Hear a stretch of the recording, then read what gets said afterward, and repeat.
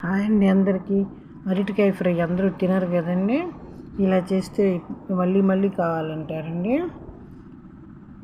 అరటికాయను first ఉడకబెట్టుకోవాలండి. Peel తీసుకొని ముక్కలకు దొరుకుకొని చూపెట్టాను కదండి, అలా మెత్తగా ఉడకబెట్టుకోవాలి. 2 పొంగులు రాస్తే సరిపోతుందండి.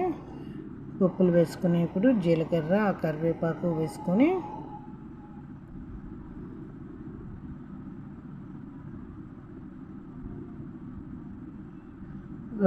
కరివేపాకు వేసుకోవాలండి.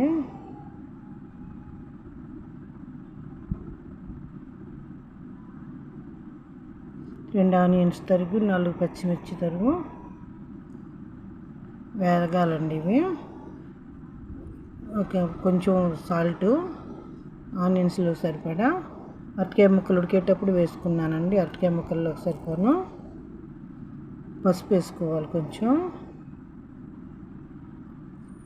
ఆనియన్స్లోనే పసుపు వేసుకోవాలి. అల్లం వెల్లుల్లి పేస్ట్ 1 టేబుల్ స్పూను, కొబ్బరి పొడి అండి 1 మీడియం గరిట,